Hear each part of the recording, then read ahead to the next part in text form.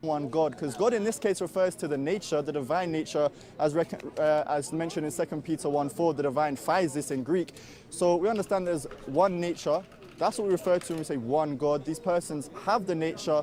God is one in nature, tri and hypostases. But the hypostases aren't separate beings, because being is once again proper to the nature. So there's one being in three persons. What's that word you're using? Hypostasis. What's your definition of that? Person, individual subsistence and a rational nature. They're separate or they're together? Distinct, not separate. What's the difference between distinct and separate? Well, separable means they can be taken apart. We're not saying they can be taken apart. Semantics. It's not semantics, it's metaphysically different. Separation implies like this, I can separate this from... If you're having a debate on like a highly specific or, I don't want to say intellectual, academic topic, the first person to pull out the semantics is an auto loser. Like, in a layman's conversation, semantics means that you're just like, you're equivocating on words, kind of. But in an actual precise conversation, where you're talking about precise things, semantics are materially important. Semantic distinction between one thing or another is important to know what you're talking about. Unless the other person is being semantic in a fallacious way. Yes, that's why I said unless you're equivocating. But usually that's a layman's, that's going to be a layman's conversation. But if you're having a precise academic conversation and the person is, if the person is using an incorrect term or something, then you would definitionally correct them. You wouldn't just say semantics. You would correct them. It doesn't make sense to say semantics. It's like that's what you use in like a layman's debate. It's weird to have like a elevated conversation about a really precise topic and just say that. It doesn't make, especially when it sounds like Sneako is trying to just say semantics because he doesn't know the word. He doesn't understand the concept. You said you believe in one. You say you believe in one, but Yeah. I asked, who do you pray to, Jesus or God? You said either one. No, I'm saying, Either or. well, you can twist my language if you want, but as I already made clear, we're talking about hypostases. We're talking about the fact that any of them are God according to us, but we still pray to any of them as God. There's not really a distinction in regards that they are God. But there's no difference between that and saying you can call upon any of the names of your God and it's still referring to the same being. That's not necessarily a problem. Yeah. Yeah, no, that sort of rhetoric is why I love Christianity and why Tawhid makes sense to me. But that's not rhetoric. That's calling it rhetoric isn't, you know. I'm not calling it rhetoric. I'm just you did. You said it's. You said that kind of rhetoric, bro. This is like. On Speaker's Corner is like, imagine if like Twitter debates existed in real life. There's like celebrity debaters here that come here and debate the same. Like, imagine every single person is like Darth Dawkins. To ever come into here and try to debate this without having an extensive theological background is like... Sorry, we didn't. Sorry, that interrupted us over there. Yeah. So... It's okay, bro. I don't really want well, to... no, because I want to engage with what you think about my beliefs, right? Uh-oh. Because you say it... Is that what you really want, or you just want some clout? I can put it... You just want some clout? Who the is this dick suck that shows up with Sneako? Bro, you're literally on Speaker's Corner. You're the guest here, and you brought a video camera to record. How dare you? What do you mean? Oh, you just want some clout? Bro, this isn't your area. What are you oh my God.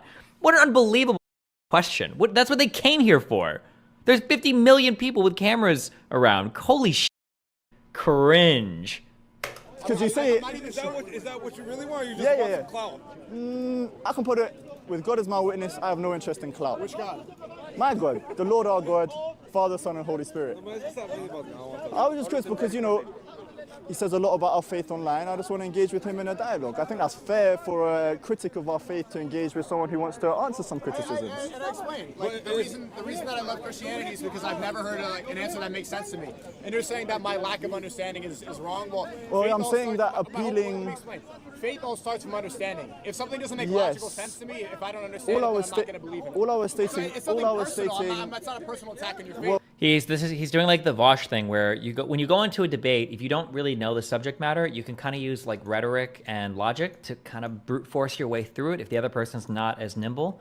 And you just kind of like point out contradictions or try to use like proper, you know, like argumentation to try to like work your way through it. And it's sloppy and it's rough, but you can do it if the other person's not able to hang with you on it. But you're only doing this if you don't know what you're talking about, and it's an attempt to kind of like slide past the actual arguments because you can't address them.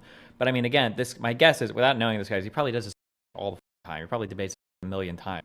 Do you think Sneako has convinced himself that Islam makes sense, or is it just a simple grift? I think for Sneako, there's multiple things at play. One is that I think the largest aspect is that he's actually a coward. And Muslims are the loudest and probably the meanest people you'll find online. And with the Muslim community, he got a lot of probably really scary pushback from that. So Muslims are the easiest to follow online just because of how the online caliphate works, basically, where they're incredibly active online and they will come after you if you're like their religion, especially now that they've gotten like swept up into so much red. So that's number one, I think, is the cowardly angle. The second thing I think is, it kind of goes hand in hand with that. It's the grift because it's such a huge population of people to appeal to. And then the third part is because Muslims today like represent a purer form of Christianity to people that don't like the LGBT stuff or the weak stuff of the West. They see Muslims as being like based and like defenders of their religion and strong values, whereas Christians are like weak and they are all LGBT and now. So I feel like these are the three big things at play right now, be my guess. Destiny, you are wrong. He genuinely believes it. You can see a clear growth in him and his content. I don't believe you. Sorry, I don't believe you. If there's a single video of Sneako speaking with what seems to be like a genuine intellectual understanding of the Quran or of Muhammad or something more than just kind of like platitudes, I might believe it, but I've never seen it. It wouldn't surprise me if he hasn't spent more than 2 minutes actually reading or studying anything related to the Quran. I doubt he has. He's probably just picking up stuff from people around him who speak. But I think Sneako is a pretty intelligent person, a pretty high IQ person. I think that he can absorb stuff around him, and that's good enough for like online conversation. It's not going to cut it in an arena like this, but he can get by online, and he kind of seems knowledgeable of it. Am I out of the loop? What is this place? Is it a known park something? I don't know much about it, just what I pick up. I think Speaker's Corner is a place I think it's in London, right? But this is like the place to go where people debate and do with each other. Like I think it's a super, super, super popular. Is it in London? Yeah, it's like a super well-known popular thing. This might be the place is this where the soapbox originates from? Or was that in America? Where people will get like a little stand and then they stand up and they just start shouting and debating people. It's super, super, super. Still have ideologies that go against Islam. What ideology do you think I said was red pill that as a whole? I understand what you're saying about that, but I want to see why you think I'm wrong about saying that women learn God from a man. Because Allah subhanahu wa ta'ala today says to the example for the believers, not believing women, believers, Imra'ata Fir'aun, says the wife of Pharaoh. The wife of Pharaoh, her husband, is a horrible man. Horrible. And she was the one who wanted to adopt Moses, and she saw him as her own child. I just read that today in the Quran. I read the whole story. Yeah. So this woman had a horrible husband. If she was forgiven, if I'm not mistaken. She's the highest levels of paradise. Right. She's one of the best women. Because she was married to the Pharaoh, who's the top op. He's bare. He's in the bottom level of hell. She's on the top. He's on the bottom. If she was led by the husband, she would have been in hell. But Allah used her as an example, as amongst the best. I think there's outliers to everything. But there's exceptions to the rule. My point is, Allah used. What did I say specifically that you disagree with? I believe that there are exceptions to the rule. Wait, what? I'm sorry, am I misunderstanding? Can you imagine like Jesus tells you a parable and he's like, here's the parable of the poor man who went to heaven. You're like, excuse me, Jesus, we get it. There's an exception to every rule. Like, that's the point of a parable is that it is the rule, but I don't know. I don't know if this counts as a parable. I don't know the Pharaoh story, whatever you're talking about, to be fair, but the rule that you said is the fact that women need a man to find guidance. 100%. So you believe women can find guidance on their own? They can, but overwhelmingly, women are going to be programmed by the men that are around. That's why all these women are feminists in the West, because there's no God-fearing men. And they're going to go and fit into the mold of what men are believing in the West. Yeah, but then the problem would be, then the women have no free will. If no good man, she can't find Allah. That means a woman cannot be accountable except she has a man. Who bit the apple? We don't know in Islam. Really? Yeah, we don't. That's a Christian belief? Yeah, we have no idea who bit the apple. Wait, Warner, that's true? Anything who bit the apple? Adam. Well, okay. People keep saying he spent a lot of time studying the Quran. And is that true? Would you learn this, or what is Zena? Destiny, he's still paying his ex-GF's rent? Or I don't want to say names, I'm sorry.